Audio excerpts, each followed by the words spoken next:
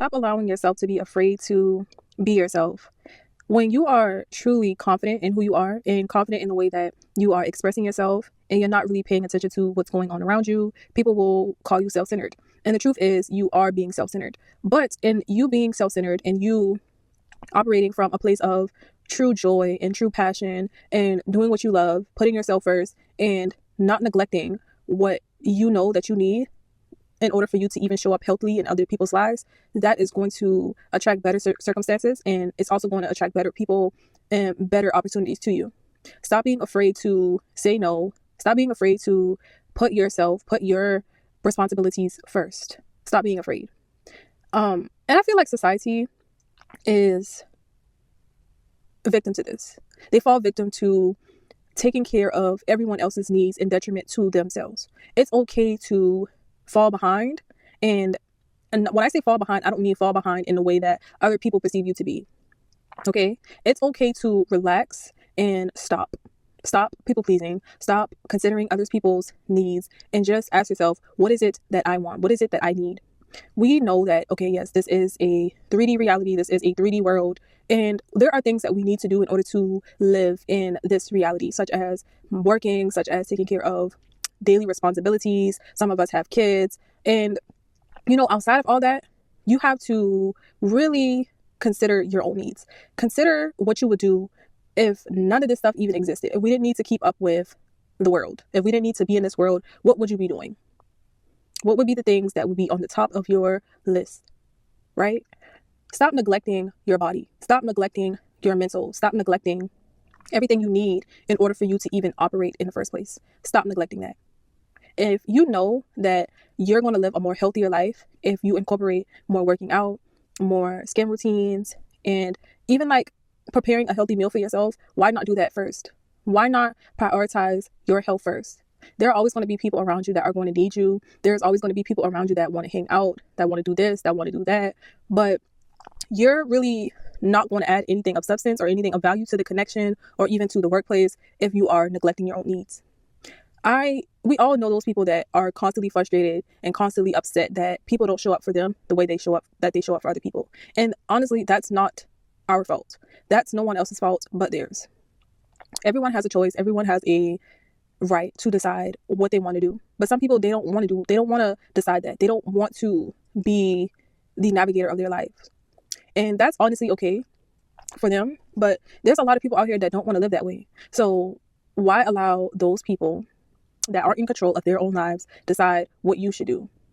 Being self-centered and being the center of your universe and being the center of your reality is 100% okay. It's fine. Okay? It's fine.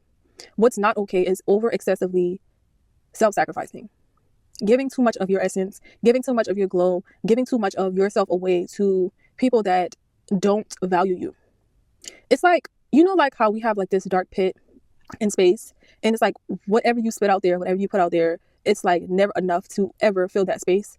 It's never enough to fill the galaxy, because the galaxy is so wide. The galaxy has many things and many life forms that we don't even know about.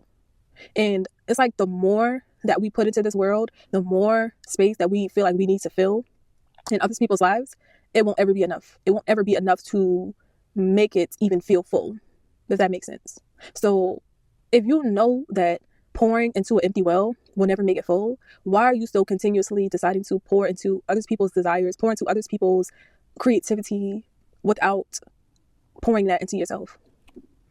If you know that you have these things that you want to do that make you happy, whether it be you drawing, whether it be you journaling, whether it be you simply like just going to the spa and like getting your nails done, your toes done, why not do that?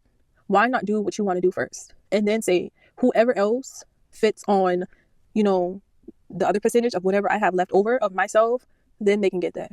But me first. And people say that's selfish. Okay, yes, that is selfish. But when you're not selfish, people are going to use you. People are going to abuse you. And people are going to see you as an easy target. And I feel like you have to look at yourself as a cup of water. And it's like, as long as your cup is overflowing, as long as you are overflowing, then there's really room for everyone, or room for certain people to experience your flow. So if your cup is all the way at the bottom or half full, No one's going to even receive any of nothing from you. They're probably going to only just be taking what you have. And then you're left with the rest. You're left with the resonance of what should have been there. Because what should have been there was just you in that moment. Stop being afraid to sit alone. Stop being afraid to sit with yourself and decide that I don't want to hang out today. I don't want to go to work today.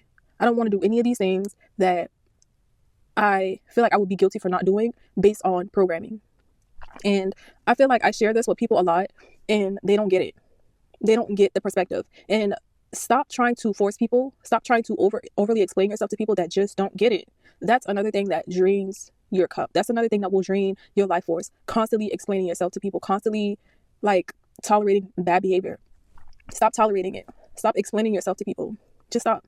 You need to really show up the way that you are wanting to show up without explaining. And I feel like this is something that we all are learning, or we all have needed to learn at some point. It's like you eventually get tired of explaining. It's like being in a relationship and it's like communicating your needs and the person is still not understanding or getting your perspective. At some point, you're just going to be like, whatever. I'm just tired. I'm not going to explain anything else anymore because obviously it's not really getting me anywhere. It's not getting us anywhere. It's not getting the connection anywhere. Stop driving around in circles looking for a destination that you obviously can't find. You obviously can't find the destination. You obviously aren't getting to the destination. So you're wasting energy. You're wasting everything by looking for something that you don't see. Looking for something outside of yourself that you don't see. When really all the answers are within yourself. Stop being afraid to be the center of your universe. Stop being afraid to be at peace. People run away from peace. It's because they're addicted to the pain. They're addicted to the expectations of what they want things to be. Just be in the moment. You can't control an outcome. The only thing that you have control over is thyself, yourself.